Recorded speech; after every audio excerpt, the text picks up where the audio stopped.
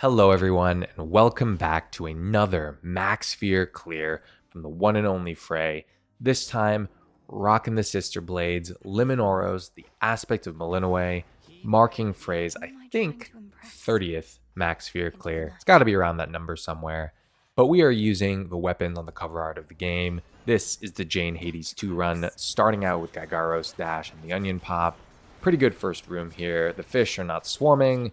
The lobster is not clammed up, no pun intended, and we are on to the next room. As you'll see for most of this run, the special is really the main tool that you're going to clear pretty much any high fear challenge, or really any challenge that involves not taking a lot of damage and doing a lot of damage. So basically the entire game. Jokes aside, the special is significantly more viable and a lot safer, as you'll notice as well. Just the distance that you can keep. It really is the saving grace in terms of viability at max fear for the Mel Blades. Unfortunately, the dodging and weaving and getting in attack strings sort of gameplay style isn't really supported, just because it's not possible to animation cancel, at least as far as we know. Those attack strings, the commitment is just too long. So playing around the special is a great way to play safe, as well as get a ton of damage because of the piercing effect that it can hit enemies on the way back. So you are getting the backstab effect. It also, speaking of amazing things about the Mel Blades, can have access to two of the best hammers in the game, one of which is completely run warping. You guys know what I'm talking about. It is Trick Knives.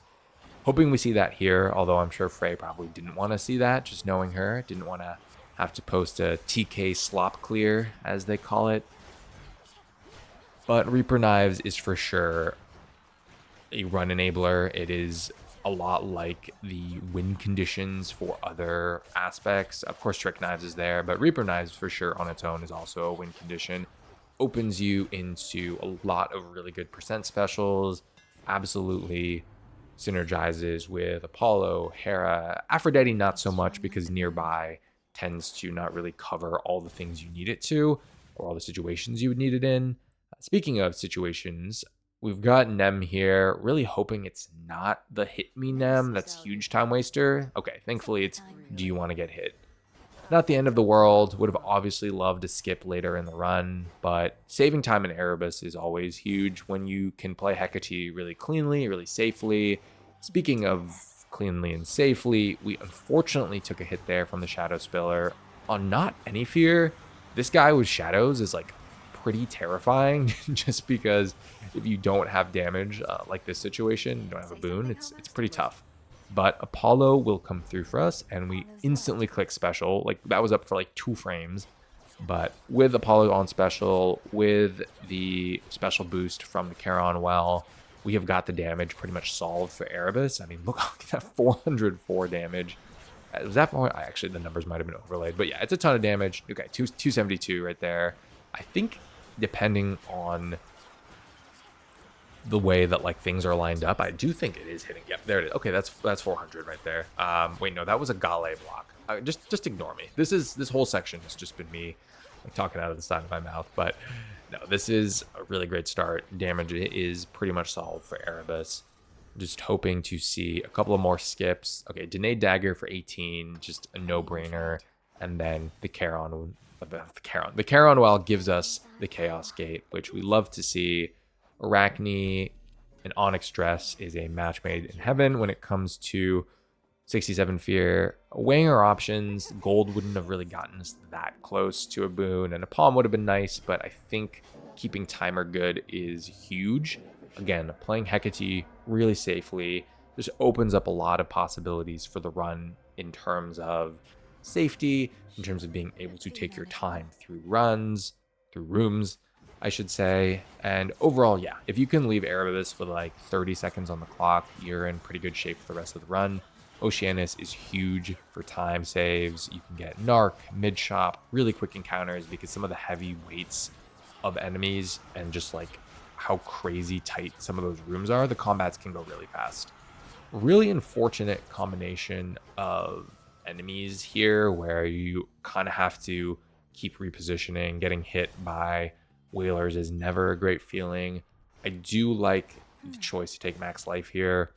For those of you who don't know, these rooms that have rewards that are also like parallel to end shop, they don't stop the timer, so losing out on a couple of seconds of free time save is unfortunate, but thankfully Frey knows how to play Hecate really well, and as you can see here, we've got the tech to hide behind the pillar. I guess that's just intended. It survived through a couple of patches, so yeah, I think you're just intended to hide behind those pillars and not worry about Hecate's laser beams or her dark side cannon. Cleaning up the witches, again, we're just doing so much damage because of the Charon Well buff, as well as Sworn Flourish. It's not Sworn Flourish. Nova Flourish, thanks to Apollo, and of course Reaper Knives. Again, playing super safe, taking our time. We've got, what, 80 seconds left on the timer. Sheep Ball, easy dodge here. No problem, no worries. Didn't even take a hit. Thank you, Gale.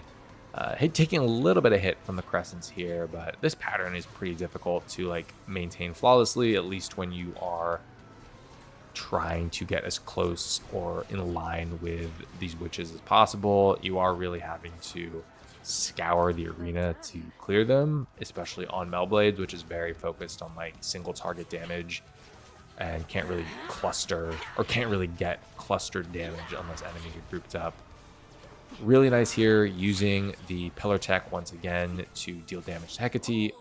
Beautifully played fight. I had mentioned 30 seconds that you wanted to have on the Erebus timer. 43 is perfect. We are looking really, really good for time. I think Oceanus, as long as it's not the worst thing ever, should be good. Speaking of the worst thing ever, I don't know if anyone just saw that Frey does not have any relationships maxed out, but whatever. That's just my casual brain talking. I gotta have my chibis. Not even Kronos was maxed, by the way. You have to give him like 2 nectars and an ambrosia. Okay, enough harping on Frey. We are into, okay, that could have been like a 1-frame insta delete all your armor, but thankfully reaction time is pretty important in a roguelike like Hades, and Frey has got the reaction time. We're moving on. This lobster is extremely annoying. I actually don't know what the enemy lobster. These are not lobster. They're like clam shellbacks. I don't even know what their actual name is. But clearing this room out, and seeing an onion pop from Hermes this early is also very nice. Yeah, we have a lot of damage, but that Charon Well buff wore off, and we also do not have any other boon. It's literally just Nova Flourish as our only boon. So we just need to click things, and getting the onion popped really early is nice. I think everyone's had an Oceanus or two where they just do not see a single major reward until mid-shop. So popping the onion here is great. We see mid-shop. We can also afford a boon, which is really nice. Hestia and Hera. So we're instantly getting exactly what we need to continue snowballing. Flash Fry is great. Really helps out on those room clear issues like I was babbling on about the witches. Tony, also known as King Vermin, takes a Gale block, which is less than ideal. This whole arena is just a nightmare to fight in when you're dealing with shadows. John Visual Clarity is griefing us, trying to locate and stay away from all the traps, all the little things that blow up. We're going to see a Flash Fry proc there really help. And now that we've dealt with all of his ads, we can just take care of Tony, kite him around, and we are good to go. Okay, nicely played there. Gonna see a pretty good boon option here, I think, just knowing it's Hera. Yep, we've got Nexus Rush and Sworn Strike, both good options. But Sworn Strike is really nice because you can do a quick dash attack through, oh my god, the holy fish room. Oh my god, okay, this is terrifying. Flash Fry, thank you, thank you, thank you, thank you. But as I was saying, the Sworn Flourish, or Sworn Strike, sorry, will really help when it comes to tagging Sirens. I know that's why Frey took it. She told me to make sure I mention that because it is an interesting boon choice. I think a lot of people may have taken Hitch Sprint there, but when you are tagging Sirens here and there and just keeping Flash Fry, keeping Hitch procced, I think the attack makes a lot of sense. And it also does work across the rest of the run. It should help, especially in some of those mini boss encounters that have shadow. You want to deal enemies. Nice Artemis here. Did not even notice the timer pause. Was just too focused on not saying something stupid and also these fish just keep spawning. I guess it makes sense. You know, there's this meme posted in the Hades speed cord the other day. It was like, Just like that. is this Athena? And it was like that butterfly meme, and someone was like multiple waves, and it was like, oh, is this Athena? I just did a terrible job explaining that, but I'm also not commentating on the run at all. But essentially, we have got excellent kiting around the room, dealing with 800 bajillion enemies.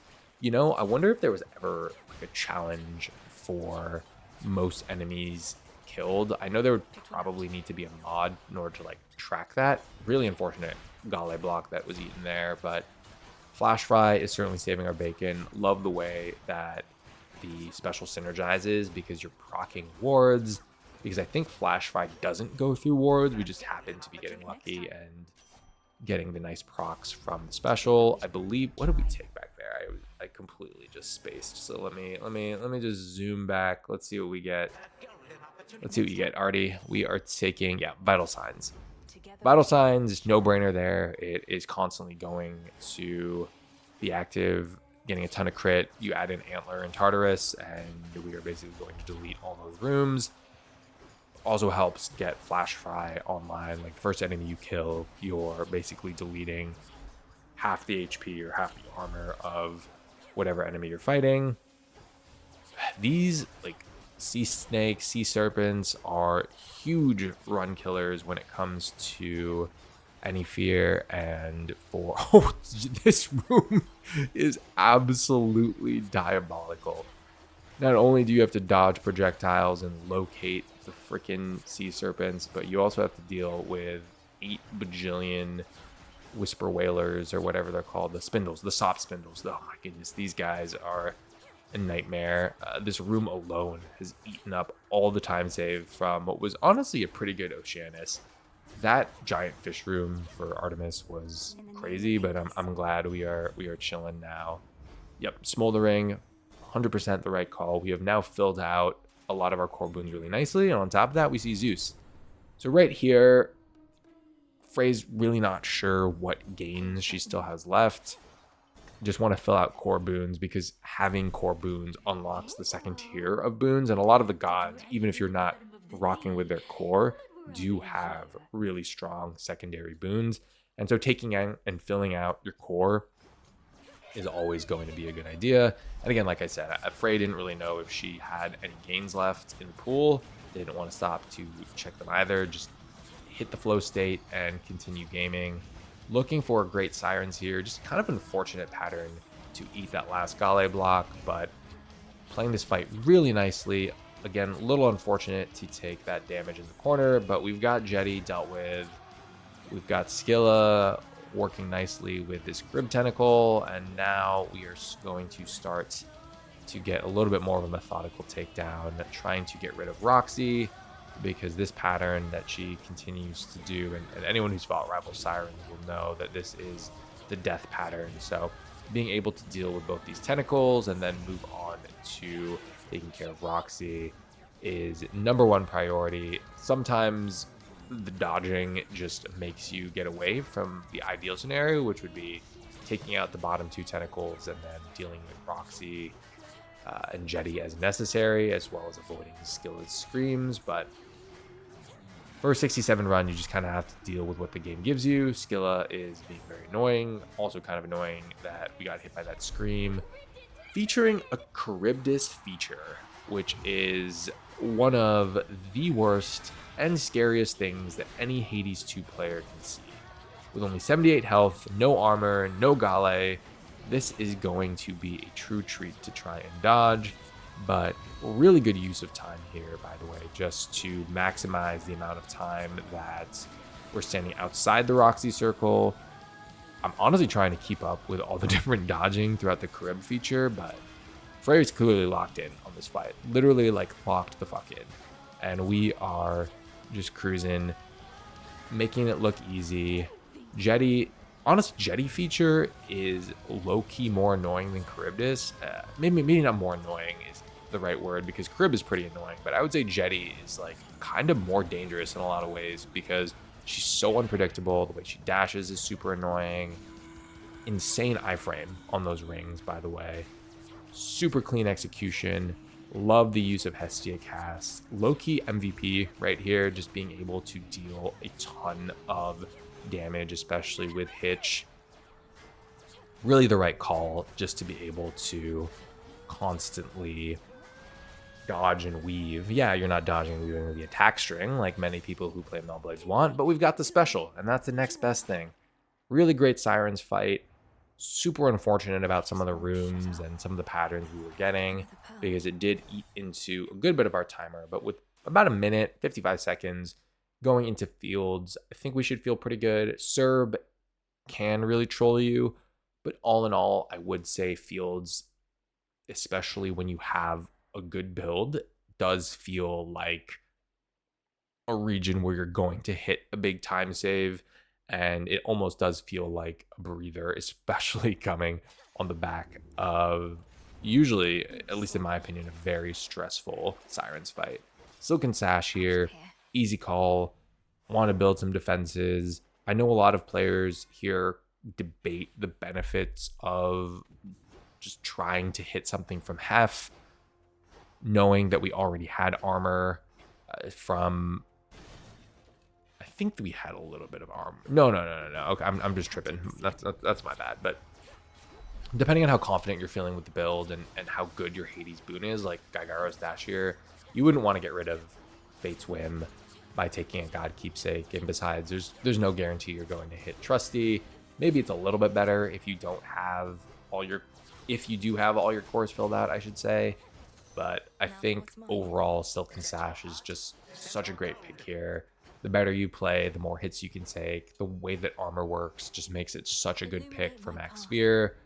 I know on surface, there's a little bit of different options for the third region, especially when you're considering like Knucklebones, when you've got Hitch going on for Promocles. But for the Underworld, I think Silken Sash is overall, at least in my opinion, the best pick you can take into a high fear run, especially Max Fear, where you are looking to both keep Fate's Whim and protect your defenses. Nice bonus on top of this is, of course, keeping the extra levels from Jewel Palm. We are now seeing nothing like too great. I mean, melting is really nice, and that's going to help for some of these bosses. Onion Pop on mini boss just feels terrible. Like, it's fine because the build is pretty good right now, but there are definitely a lot of situations where this extra boon, like for Apollo, for example, like there's a lot of things that we'd like to see from Apollo, but yeah, deleting it from the onion proc is just, yeah, feels bad. But it is what it is when it comes to playing Max Fear. And you're also not really ever going to take reward, because actually that's a good question. I don't think reward can spawn if you take the onion, if the onion pops during the mini boss. Anyway, as you all saw, it's evade. It's by far the best boon that honestly like exists in Underworld Max Fear. Just a 50% chance to not take any damage and having what I would consider like an okay run would still see you keep most of that dodge chance all the way through Chronos, and you're always going to have it at least 30% or higher, assuming you've made it this far anyway, and you don't just start throwing, which, you know, people can start throwing out of nowhere. Really unfortunate double hit there, by the way, losing the Gale barrier and losing a little bit of damage from, losing a little bit of that armor from that double hit. But again, Silken Sash, really nice. You know, we had gotten, I think it was 16 armor, 20 armor up to this point because of it. So taking that extra hit wasn't a huge deal. And we do get Apollo. By the way, I just noticed this is a 2-2 fields, which is genuinely crazy because I feel like running any fear, which is what I typically play, 2-2 fields are so rare. And yeah, just hitting on a Max Fear, what a blessing. What a boon. No pun intended. Speaking of, we click Supernova. Great opportunity to get a little bit more value out of Hestia. We're great on money, hoping to see some defenses from Hermes here. But success rate, love a good success rate proc. It's going to work wonderfully with Antler. On top of it, we hit more armor. So we are feeling really good between evade, all the armor, knowing how to play Cerberus. All things are taken care of when it comes to both our damage and defenses. We're going to click Antler to deal with Chronos, and as anyone who has ever used Antler can tell you, that thing is amazing with damage. Once you get over kind of like the fear of it like potentially, ending an amazing run, you will kind of see just how special it is as a defensive tool as well. I think Foolish said this a long time ago, and a lot of other people say it now. It really is an incredible defensive tool because you're not taking any risks because everything's dead and you kill things quickly. I also just filled up that time ranting about Antler or like glazing Antler, I guess. But really, it was just about playing smart and being patient with the serve patterns.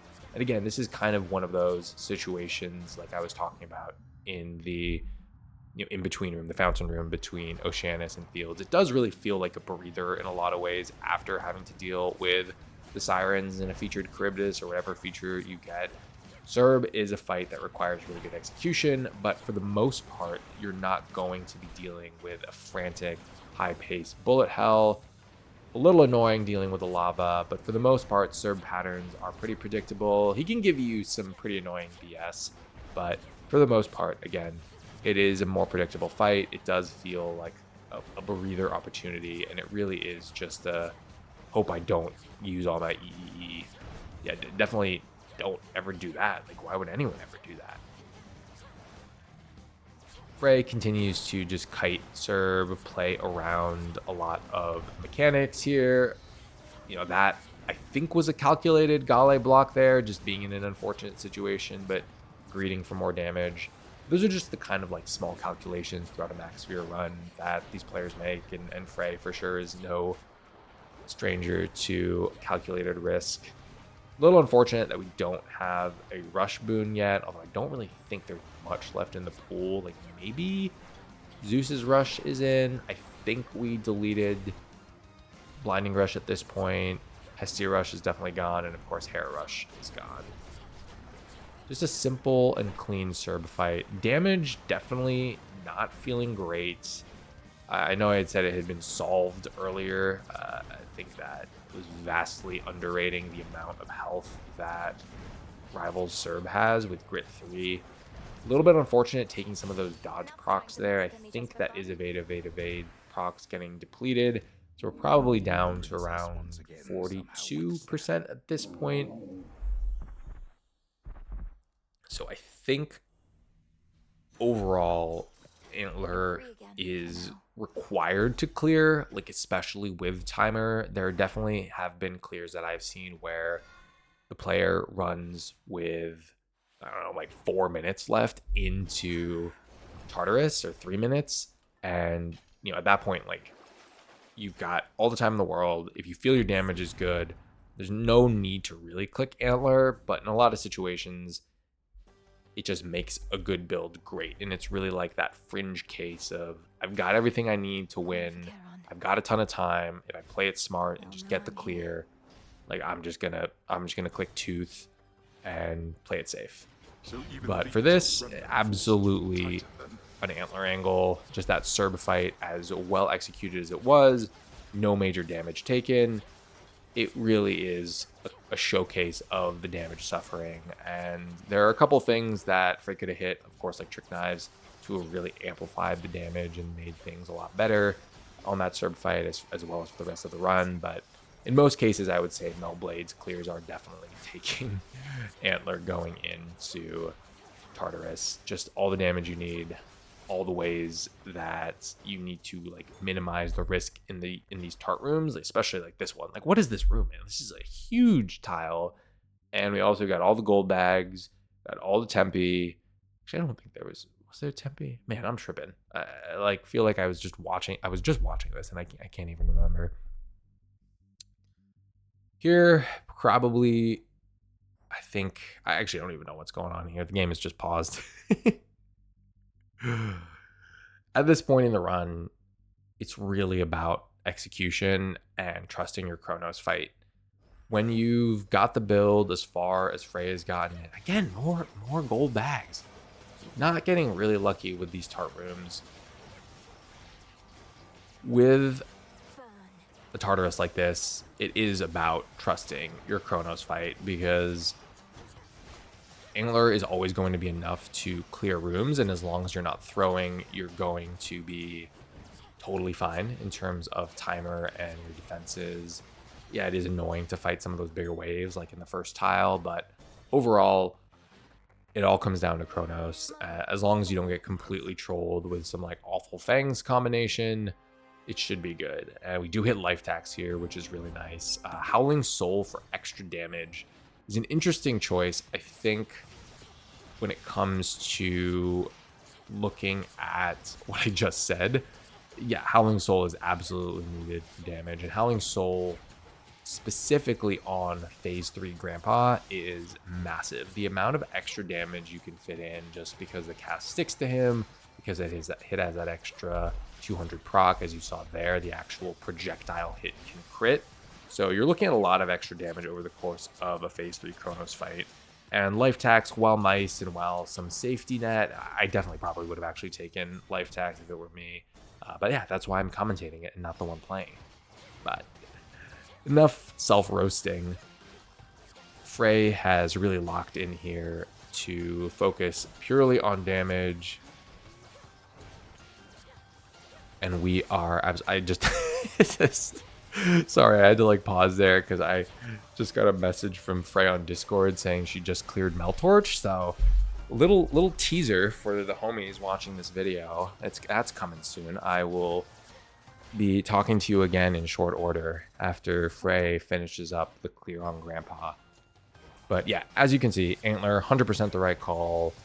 Even Hestia plus Howling Soul is doing work on the Satyr right here. It's making the rooms go fast. I think from what I've heard and what I've seen, a lot of the best players, a lot of the high-end, high-fear players will take about 3 minutes on like a decent to average Chronos fight. I'm sure they can do it a lot faster if he gives good patterns, if the build is absolutely cracked.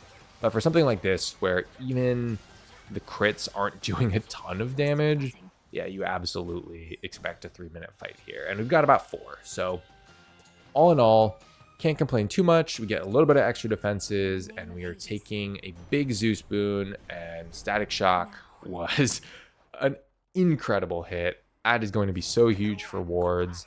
Really nice to deal with the ads. That is, wow. Talk about pulling a rabbit out of your hat when the build is looking fine. Like, skill level wise, of course, like Frey wins these, but in the situation she found herself in with not a ton of damage, not a great way to clear wards and deal with ads in the middle of the Chronos fight, no deep descent. Unfortunate EEE proc there from the Scythe throw. She dodges that a bunch of times. Gale blocking the vacuum. Okay, so we've got a little bit of throwing. Just a tiny bit. A little throwing as a treat. But we're fine. We're fine. We've got Static Shock. Wards are proccing. We dodge that Scythe throw. All the enemies are grouped up. Flash Fry's going. Okay. Rest of phase 1's looking all right. That was a little bit of a touch and go overlapping rings situation. But all in all, just dealing with phase 3 Chronos, phase 1 Chronos. Oh my goodness, I'm getting ahead of myself, but we're fine here. Howling Soul again doing work. Look at all that extra damage racking up. If you can aim this thing, so sorry controller players, of which I am one, you are not getting this value out of Howling Soul, but maybe one day. Maybe one day they'll fix it. Patch 3, trust. Okay, really locks back in. Frey is in it to win it. Kind of went away from the throwing and back to the winning. This should be a pretty nice Chronos clear. Unfortunate EE proc again. Kind of unfortunate positioning. We taking a breather here. The pause screen, I assume, is for like a little mental reset, just to be like, okay, don't need to throw. That was a minute of P1 Chronos, some throwing, but we're back. We've got the damage. Phase 2, for me at least, is a huge cluster. A little bit of maximizing every single second, trying to get that combo breaker. I love exactly how long she knows she has before Chronos pops the big boom, the insta-nuke, whatever you want to call it. Could not be me. My ass would be just like standing in the circle, hoping that everything's fine. Gale block again. Thank you. Gale putting in work. All 3 brought to Chronos. I was joking a little bit about Tartarus just being A little bit of a slog, but woof, bringing in all 3 Gale blocks to Kronos is good feeling. These Tempi are healing him like crazy though, so for me, I would be panicking. Like full on panic mode. But Frey here is just using the arena as much as you can. I think what makes this part of the fight so difficult is the arena. And I know a lot of players who have talked about Rivals Grandpa Phase 2 have cited that arena. Huge issue. Thank goodness it isn't in Phase 3. Otherwise, these cutscene attacks would be a total nightmare. Deep breath, lock in, start dodging. Nice Howling Soul proc at the start. Honestly, low-key underrated part of her game. Maybe not that one, but for the most part, just constantly being able to no-scope Kronos with the Howling Soul. Really clean dodging. A little bit unfortunate when it comes to patterns. Thank goodness for the Mel Blade special. And again, this is just one of those... Ooh, nice E proc there. Nice kiting around the sides. Would be ideal to, of course, have... Oh, man, that scythe dodge is so clean. But it would be nice to have obviously had the... what was it? I lost my train of thought. I was just mesmerized by the scythe dodge. No, it obviously would have been nice to have more damage to deal with this phase, but is what it is. Phase 3 Kronos got a minute left, about a third of his health bar, 40% of his health bar. Run is looking good. I think Frey would definitely like to have some... Oh my god. Would definitely like to have some of those hits back. But this is like full clench mode right now. Like taking a stupid hit to the cutscene attack. Insanely clutch scythe dodge right there. The huge sweep. Dodging the correct way. Dodging the quad slash or the dash slash.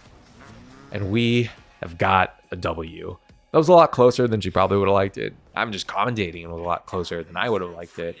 But overall, really nice run. I think Frey's execution down the stretch in Tartarus clearly demonstrates why she has a bajillion 67 clears. Finished this one off in 1923, 36 seconds left on the timer, and the whole run overall was honestly really smooth. Charybdis is whatever, and all in all, thanks for watching. I'll be back. Frey will be back with yet another high fear clear run. You know what weapon it was if you were paying attention to my rambling. And we will see you in the next one. Thank you. Bye.